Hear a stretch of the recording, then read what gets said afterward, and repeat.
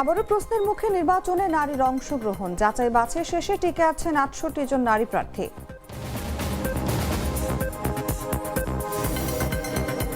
আজ থেকে উত্তরাঞ্চলে নির্বাচনী প্রচারাভিযান শুরু তারেক রহমানের। রাজশাহীর ৬ আসনের লড়াই জমেছে বিএনপি জামায়াতের।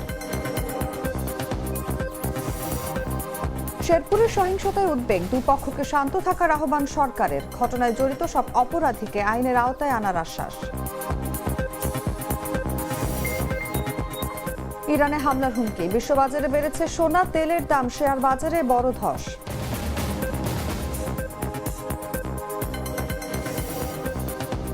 এবং আইসিসির দুর্নীতি বিরোধী আচরণ বিধি লঙ্ঘন, সব ধরনের ক্রিকেট থেকে সাময়িকভাবে নিষিদ্ধ অ্যারন জোন্স।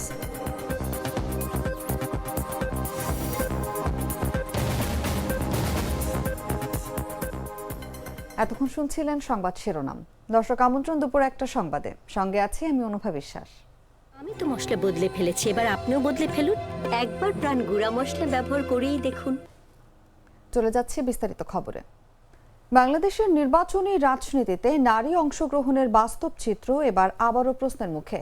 ৫১টি রাজনৈতিক দলের মধ্যে ৩০টি দলই একজন নারী প্রার্থীও দেয়নি। আর ৩০০ আসনে জমা পড়া ২৫৮২টি মনোনয়নের বিপরীতে নারীর সংখ্যা মাত্র ১০৭, যা শতাংশের হিসেবে ৪.২৬%। যাচাই বাছাই শেষে টিকে থাকা ৬৮ জন নারী প্রার্থী এই ব্যবধানকে আরো স্পষ্ট করে তুলছে, যেখানে দলগুলোর ঘোষিত অঙ্গীকার ও বাস্তবতার ফারাক চোখে পড়ার মতো। বিস্তারিত তুষার ইসলামের প্রতিবেদনে। নারীর ক্ষেত্রে আমরা এটা বাধ্য করি না, তিনি ঠিক করেন যে আমি রাজনীতি করব কিন্তু ইলেকশন করব কিনা।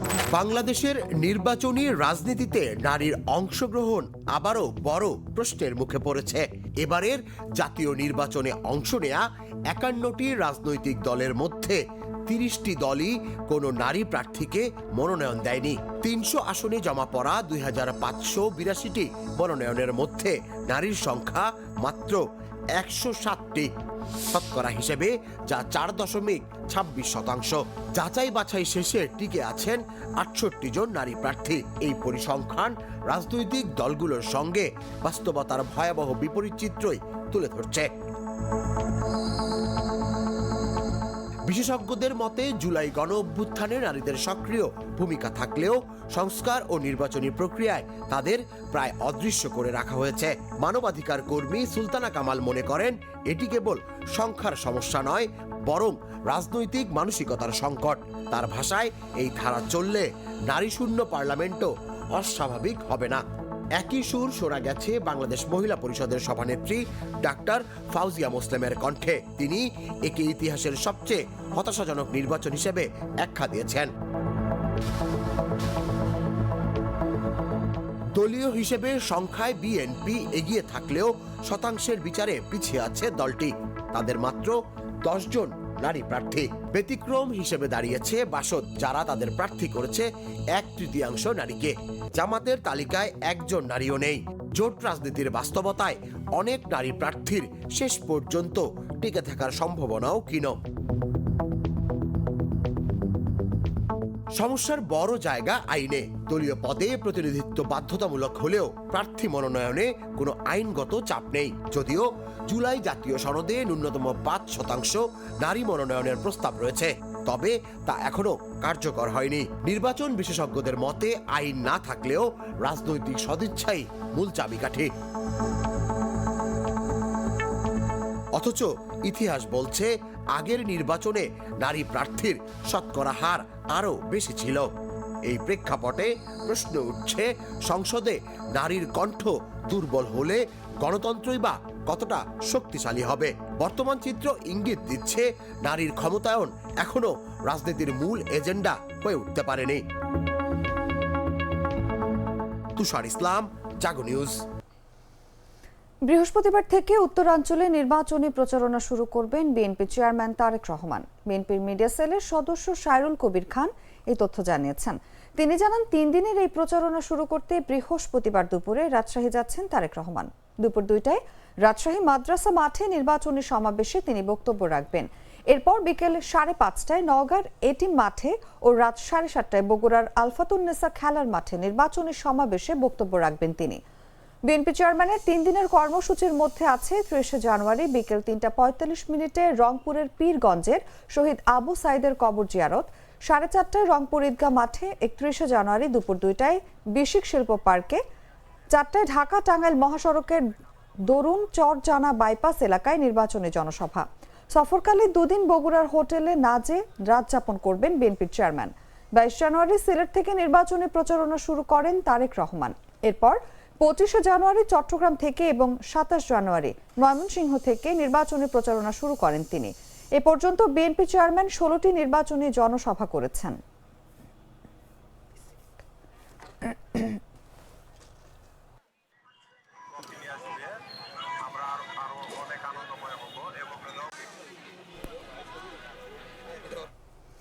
বাংলাদেশ জামায়াতে ইসলামীর আমির ডক্টর শফিকুর রহমানের সঙ্গে সৌজন্য সাক্ষাৎ করেছেন মার্কিন যুক্তরাষ্ট্রের রাষ্ট্রদূত ব্রেন্ট টি ক্রিস্টেনসেন। বৃহস্পতিবার সকাল 8টায় রাজধানীর বসুন্ধরায় জামায়াত আমিরের কার্যালয়ে এই সাক্ষাৎ অনুষ্ঠিত হয়। বৈঠকে তারা বাংলাদেশে বিদ্যমান রাজনৈতিক ও অর্থনৈতিক পরিস্থিতি, শিল্প বাণিজ্য, আসন্ন জাতীয় সংসদ নির্বাচন, রাষ্ট্রীয় সংস্কার ও রোহিঙ্গা ইস্যু সহ বিভিন্ন বিষয় নিয়ে মতবিনিময় করেন। যুক্তরাষ্ট্রের রাষ্ট্রদূত ব্রেন্ট ক্রিস্টেনসেন বাংলাদেশের অর্থনৈতিক উন্নয়ন ও গণতান্ত্রিক অগ্রযাত্রায় জামায়াতের ইতিবাচক ভূমিকার ভূয়সী প্রশংসা করেন। একই সঙ্গে ভবিষ্যতে উভয় দেশের দ্বিপক্ষীয় সম্পর্ক আরও জোরদার হবে বলে তারা আশাবাদ ব্যক্ত করেন। এ সময় মার্কিন রাষ্ট্রদূতের সঙ্গে ছিলেন দূতাবাসের পলিটিক্যাল ও economic counsellor Eric Gilman, public officer Monica এল সাই, পলিটিক্যাল অফিসার জেমস স্টুয়ার্ট ও পলিটিক্যাল স্পেশালিস্ট ফিরোজ আহমেদ।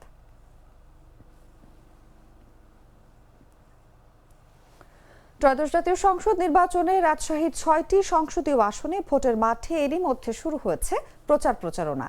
কে কার থেকে বেশি প্রচার চালাতে পারে সেটি নিয়েও চলছে প্রতিযোগিতা। ভোটারদের দাঁড়ে দাঁড়িয়ে গিয়ে ভোট চেয়ে ব্যস্ত সময় পার করছেন প্রার্থীরা। পাড়া মহল্লা ছেয়ে গেছে ব্যানার ও ফেস্টুনে। তবে প্রচারে সবচেয়ে বেশি এগিয়ে বিএনপি জামায়াতের প্রার্থীরা। ভোটার পরিসংখ্যান ও মাঠ পর্যায়ের প্রচারণা বিশ্লেষণে দেখা গেছে প্রতিটি আসনেই বিএনপি ও জামায়াত প্রার্থীদের মধ্যে মূল প্রতিদ্বন্দ্বিতা গড়ে উঠেছে। নারী ও তরুণ ভোটারের সংখ্যা উল্লেখযোগ্য হওয়ায় নির্বাচনের ফলাফলে এই দুই শ্রেণীর ভোটার গুরুত্বপূর্ণ ভূমিকা রাখতে পারেন বলে মনে করছেন রাজনৈতিক বিশ্লেষকরা। প্রচার কার্যক্রমেও বিএনপি ও জামায়াত তুলনামূলকভাবে এগিয়ে রয়েছে। ফলে স্থানীয়রা মনে করছেন এবারের নির্বাচনে মূল লড়াই হবে বিএনপি ও জামায়াতের মধ্যে।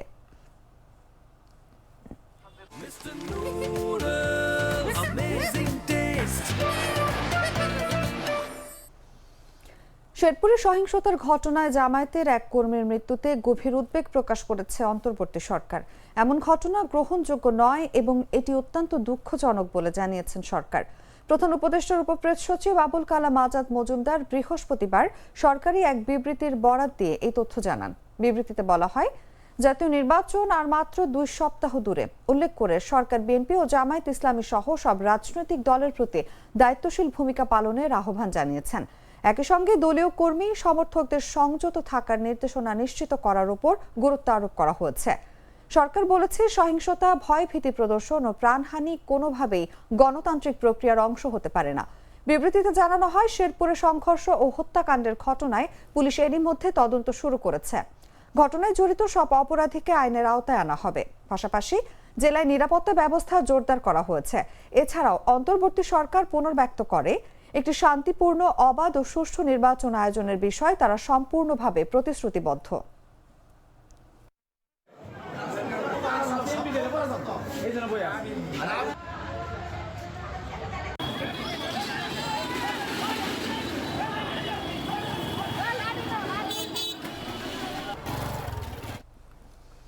মিয়ানমারের রাখাইন রাজ্যে নিজ ভূমিতে 1 মিলিয়নের বেশি রোহিঙ্গা শরণার্থীর প্রত্যাবাসনই সংকটের একমাত্র বাস্তব ও টেকসই সমাধান বলে মন্তব্য করেছেন অন্তর্বর্তী সরকারের প্রধান উপদেষ্টা অধ্যাপক ডক্টর মোহাম্মদ ইউনূস। বলেন, সমস্যার উৎপত্তি মিয়ানমারে, তাই সমাধানও সেখান থেকেই আসতে হবে। সে সঙ্গে রোহিঙ্গাদের নিরাপদ ও সম্মানজনক প্রত্যাবাসনের সহায়তা অব্যাহত রাখতে জাতিসংঘের শরণার্থী সংস্থা UNHCR এর প্রতি আহ্বান জানান প্রধান উপদেষ্টা। বুধবার রাতে রাষ্ট্রীয় অতিথি ভবন যমুনায় UNHCR এর নবনিযুক্ত কান্ট্রি রিপ্রেজেন্টেটিভ ইবো ফ্রেইজেন তার সঙ্গে সৌজন্য সাক্ষাৎ করতে গেলে তিনি এসব কথা বলেন। সাক্ষাতে UNHCR এর প্রতিনিধি কক্সবাজারের রোহিঙ্গা শিবিরগুলোতে সহায়তা তহবিলের নাটকীয় হ্রাস নিয়ে উদ্বেগ প্রকাশ করেন। এবং শরণার্থীদের জন্য আত্মনির্ভরতা ও জীবিকা ভিত্তিক সুযোগ বাড়ানোর প্রয়োজনীয়তার উপর জোর দেন। বৈঠকে ভাষণ চরে অবস্থানরত রোহিঙ্গাদের পরিস্থিতি, আসন্ন জাতীয় নির্বাচন ও গণভোট এবং দেশের গণতান্ত্রিক রূপান্তর নিয়েও আলোচনা হয়। অধ্যাপক ইউনুস বলেন, ভাষাঞ্চর থেকে অনেক রোহিঙ্গা আশ্রয় কেন্দ্র ছেড়ে মূল ভূখণ্ডে মিশে গেছে, যা নতুন চ্যালেঞ্জ তৈরি করছে।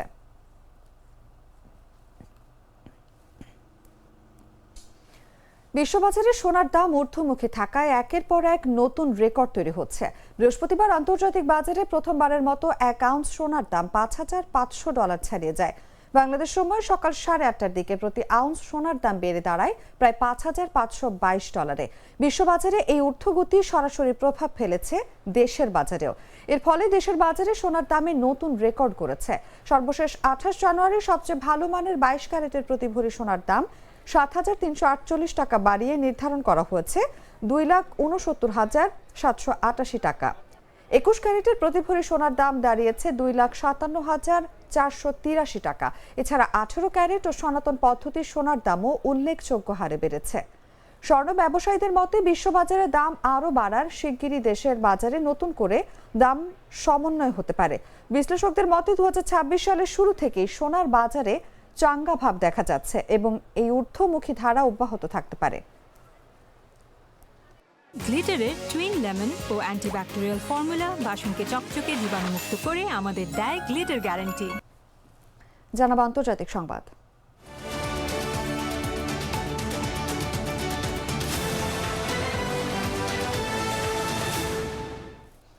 মার্কিন প্রেসিডেন্ট ডোনাল্ড ট্রাম্প ইরানের বিরুদ্ধে সামরিক হামলার হুমকি জোরালো করায় বিশ্ববাজারে তীব্র অস্থিরতা দেখা দিয়েছে। এর প্রভাবে বৃহস্পতিবার আন্তর্জাতিক বাজারে সোনার দাম আরও এক দফার রেকর্ড করে আউন্স প্রতি $5,500 উপরে উঠে যায়। একই সঙ্গে বেড়েছে তেলের দাম। অন্যদিকে বিশ্বের বিভিন্ন শেয়ার বাজারে দেখা গেছে বড় ধরনের পতন। এর আগে সোমবার সোনার দাম প্রতি আউন্সের রেকর্ড $5,100 ছাড়ায়। নিরাপদ বিনিয়োগ হিসেবে পরিচিত মূল্যবান ধাতুর চাহিদা বাড়ায় শুধু সোনাই নয়, রূপার দামও নতুন সর্বোচ্চ পর্যায়ে পৌঁছেছে। বিশ্লেষকরা বলছেন, ডলারের মান কিছুটা দুর্বল হওয়ায়ও সোনা রূপার দামে উলম্ফনের একটি বড় কারণ।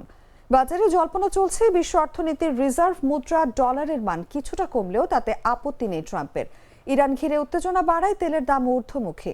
ট্রাম্প তার সামাজিক যোগাযোগ মাধ্যম ট্রুথ সোশ্যালে আশা ব্যক্ত করে লিখেছেন, ইরান দ্রুত আলোচনার টেবিলে আসবে এবং একটি ন্যায্য ও সমতা ভিত্তিক চুক্তি নিয়ে আলোচনা করবে।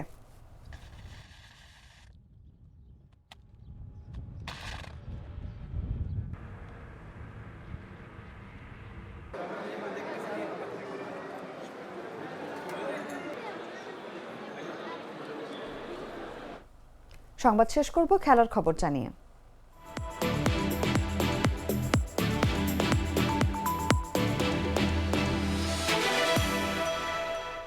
যুক্তরাষ্ট্রের ব্যাটার অ্যারন জোন্সের বিরুদ্ধে ক্রিকেট ওয়েস্ট ইন্ডিজ এবং আন্তর্জাতিক ক্রিকেট কাউন্সিলের দুর্নীতি বিরোধী কোডের 5টি ধারা লঙ্ঘনের অভিযোগ আনা হয়েছে। বুধবার এক সংবাদ বিজ্ঞপ্তিতে বিষয়টি জানানো হয়। অভিযোগগুলো 2023-24 মৌসুমে বার্বাডোজে অনুষ্ঠিত বিম 10 টুর্নামেন্টকে কেন্দ্র করে, যা সিডব্লিউআই এর দুর্নীতি বিরোধী কোডের আওতাভুক্ত। 5টি অভিযোগের মধ্যে 2টি আন্তর্জাতিক ম্যাচ সংশ্লিষ্ট হওয়ায় সেগুলো আইসিসির দুর্নীতি বিরোধী কোড অনুযায়ী আনা হয়েছে। সিডব্লিউআই এর অভিযোগে বলা হয়, জোন্স ম্যাচের কোনো অংশ পাতানোর চেষ্টা করেছেন, দুর্নীতিমূলক প্রস্তাব সম্পর্কে তথ্য গোপন করেছেন এবং দুর্নীতি বিরোধী কর্মকর্তা তদন্তে সহযোগিতা করেননি। পাশাপাশি আইসিসি অভিযোগ করেছে, দুর্নীতির কোনো প্রস্তাব বা আমন্ত্রণের পূর্ণ বিবরণ এসিইউকে না জানানো এবং তদন্তে প্রাসঙ্গিক তথ্য গোপন বা বিকৃত করে তদন্তে বাধা দিয়েছেন তিনি। আইসিসি জানিয়েছে, এটি একটি বৃহত্তর তদন্তের অংশ এবং ভবিষ্যতে অন্যদের বিরুদ্ধেও অভিযোগ আসতে পারে।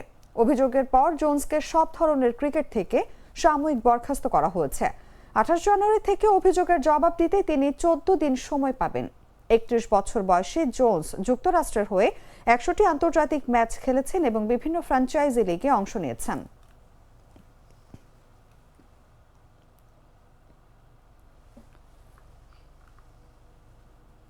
সংবাদ শেষ করার আগে শিরোনামগুলো জানিয়ে দিচ্ছি আরো একবার।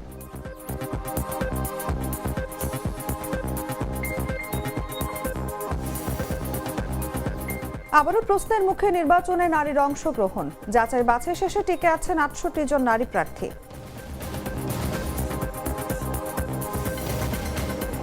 আজ থেকে উত্তরাঞ্চলে নির্বাচনে প্রচার অভিযান শুরু তারেক রহমানের। রাজশাহীর 6 আসনের লড়াই জমেছে বিএনপি জামায়াতের। শেরপুরের সহিংসতায় উদ্বেগ, দুই পক্ষকে শান্ত থাকার আহ্বান সরকারের। ঘটনায় জড়িত সব অপরাধীকে আইনের আওতায় আনার আশ্বাস। ইরানে হামলার হুমকি, বিশ্ববাজারে বেড়েছে সোনা তেলের দাম, শেয়ার বাজারে বড় ধস।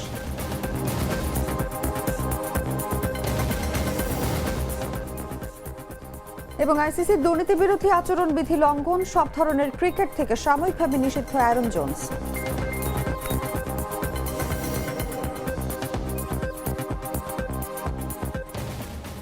দর্শক, এই ছিল এখনকার মতো। এরপর দেখবেন দুপুর 3টার সংবাদ। প্রতি মুহূর্তে সর্বশেষ খবর জানতে ভিজিট করুন jagonews24.com। ফলো করুন আমাদের ভেরিফাইড ফেসবুক পেজ এবং সাবস্ক্রাইব করুন জাগো নিউজের ইউটিউব চ্যানেল। ধন্যবাদ সবাইকে।